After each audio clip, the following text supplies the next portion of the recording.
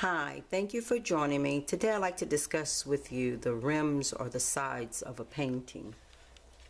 What you'll need is a painting that you have done, and then you will need all the colors of the paints that you use in the painting, or should I say all the paints that come to the edge of the painting. And here I have three main colors that I've used that come to the edge of the painting, and I've laid them out here. You don't need a lot because you're just treating the edges. You can really put a lot on there if you want to make it look as thick as the surface of the painting. It's up to you, but my suggestion would be to put a thin layer down first, and then you can come back over it and add an extra layer if you like. So here I use the paint, and I use the direction of the paint in order to dictate what I do on the rim or the edge. So there's purple here and there's purple here, so I'm going to put purple here and here, but the direction this white and this burgundy color are taking that way, so I'm going to move them in that direction, and I'm gonna make sure I just kind of put the purple down there. These colors have been blended on the surface using, I will leave a little of the color showing through here because there's color showing through on this. I go across the rim. There's purple, so I'm going to go across the rim here with the purple. I don't want it to have a big gap in it. And here the direction is flowing that way. There's a little purple here. And what I generally do is go around the whole painting, addressing where purple is. There's a large amount of purple blended and mixed in here, and a small amount of purple down here. And so this is sweeping that way, so I'm going to make some marks here. I tend to keep it this way so I can see what's going. There's a little purple in here, and therefore I'm going to swirl some, not swirl, swipe some, but I'm keeping the direction that I see here on the top. I let some come over the rim so it's not disjointed. And here there's a lot, and I'm just going to lay the purple down here in one big blob, and I'm going to use the other colors to show or indicate the direction. Remember the rim, if you don't treat the rim, you'll see blotches in it, and I don't want that to happen, so I'm going to need a little bit more of that purple because I see a lot of purple in here. Again, we look at what's going on here on the surface of the painting to dictate what's going to happen along the edge. There's very little purple. See, there's a very small amount of purple here. I'm just going to bring that downward in that direction. Make sure some comes over the edge. And then I'll address the second painting with the purple. And then I will address this pink. This lighter pink is blending with this purple in here a lot.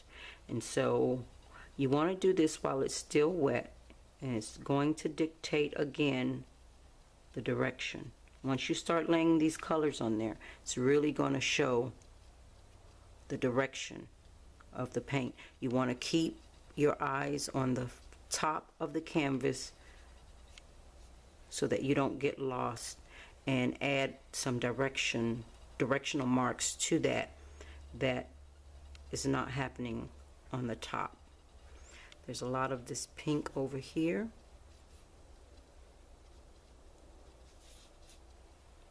And so I'm going to place a lot over here. See the direction of the purple there? So I keep that going there with the pink. And when it gets around here, it looks almost like a wave. It's swooping. So now I change directions according to the top, always keeping in mind what's happening on top.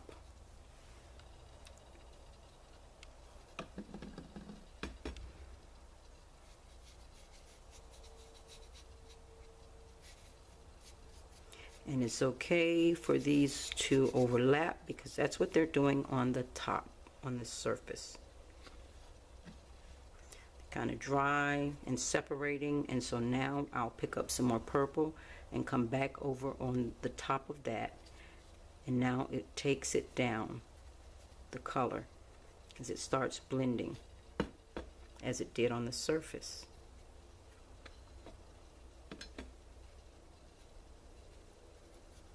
You need all those colors wet and blending together to give you the look on the side that you see on the surface.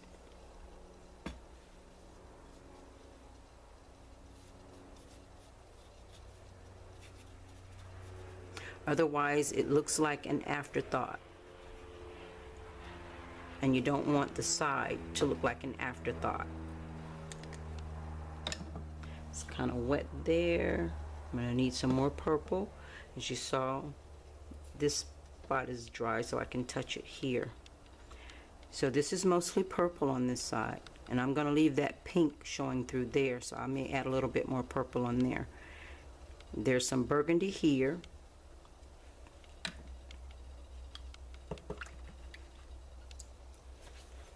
That burgundy color is moving that direction, and here it comes back on and goes across in this direction. So that's what I'm going to do. I'm not going to take a whole lot, but I'm going to take a little and make it come right back to go there. I'm not painting the top. I'm going to leave that just as the string did it, but here, if I need to, carry a little across the rim. And then I'm not going to put much on here on this side because there's not much in here. I'm just letting it skip across, leaving that mostly that pink there because it's not on this top. Cover the rim area, the rim, and then go on the side. You don't want to leave the rim as it is, otherwise it will look like the side was an afterthought. And now I'm going to add more purple. I put that maroon there, and I'm going to add more purple, just touching it here and there so that it blends. It has to blend so that it will look like this. Now this purple has that pink on it, so I won't put any burgundy there. There's a little burgundy here, and so I'll just come here and keep in mind the direction. It looks like it's going over and down.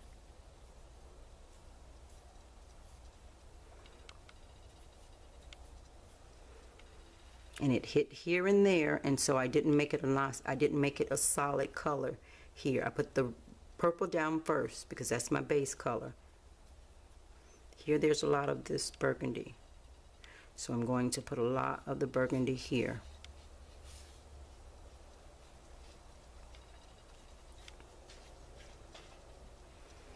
A lot of the burgundy is there, but that's straight burgundy. If you can see that color, straight burgundy. Here, it's mixed with the purple. So now I'm coming back with the purple, and I'm going to readdress these edges with the purple. And it has the burgundy in it also. And where it's touching, it will blend for me, so I don't have to do all the work. Here there's a lot of purple in there, a lot. So after I put that burgundy there, I come back with the purple on this side.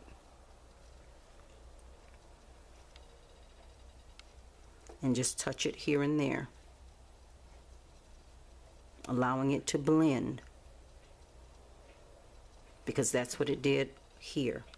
It even has a little of that pink, that lighter pink color in here, so I'll touch it with some of that lighter pink color. If all the colors are wet, it will blend correctly.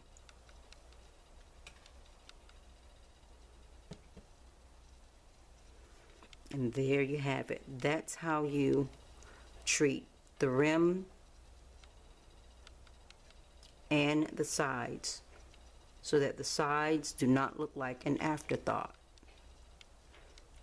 And keeping the directional marks that the paint is making. Thank you for joining me. Until next time.